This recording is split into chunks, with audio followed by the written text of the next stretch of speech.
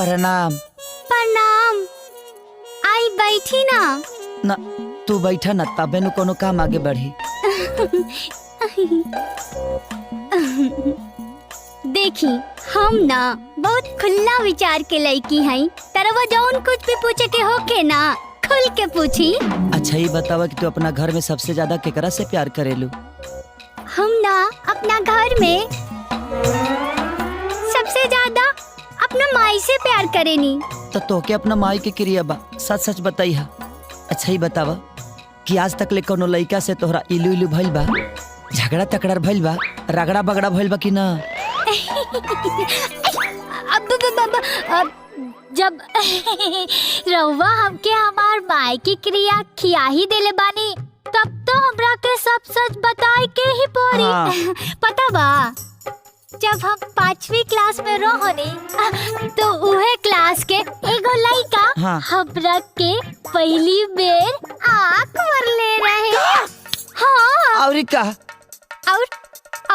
और जब हम 7वीं क्लास में रहनी तो उहे लड़का हमरा के पहली बेर हमार नरम नरम कलैया मरोड़ले रहे। और कौन चीज? और जब हम 9वीं क्लास में रहनी हाँ।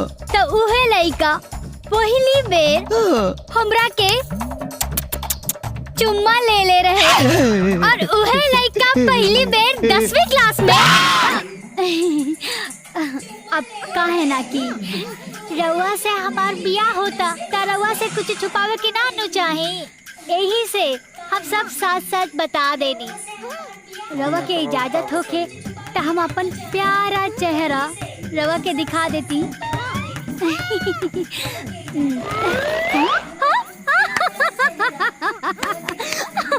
देखला के पहले ही भाग गएला।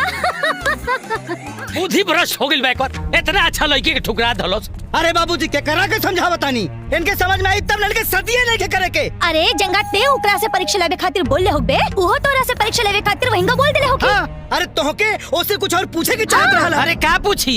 एकरा बियाह करे के मन होके तब नु पूछी। बाबूजी जब ओकरा से पूछनी तो कहते कि एगो 5वां में लड़का हमरा के आंख मारलास, 7वां में ओकर हाथ पकड़लास, आ 9वां में चुम्मा लेलास, 10वां में घेवड़ा पूछी। जाम कर ले मुंह में दही।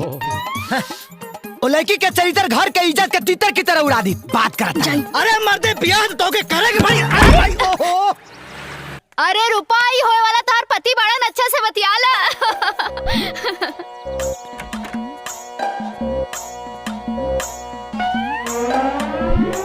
ए जी होने कहाँ? हेने पास आके बैठी ना। हेने बड़ा चालू बिया रे। अरे बैठी ना। तहर नाम कहा? जी रूपा। अच्छा ही बतावा तू अपने जान से ज्यादा सबसे ज्यादा केकरा से प्यार करेलू?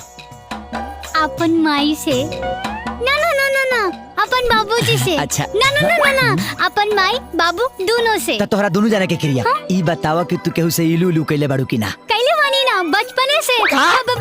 मतलब अपन माई बाबू दोनों से इलू इलू। तू ना मतलब माने उ बड़का बड़का जवानी वाला, बरसात में भीजल पानी वाला। रवा भी ढेर बतियावेनी।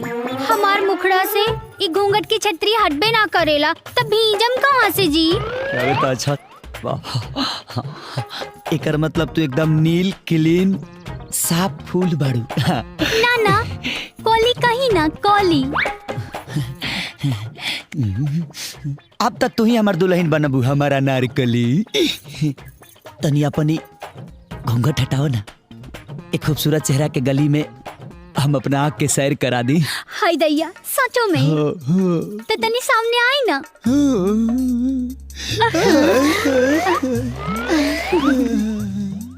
तनी और नजदीक आई ना।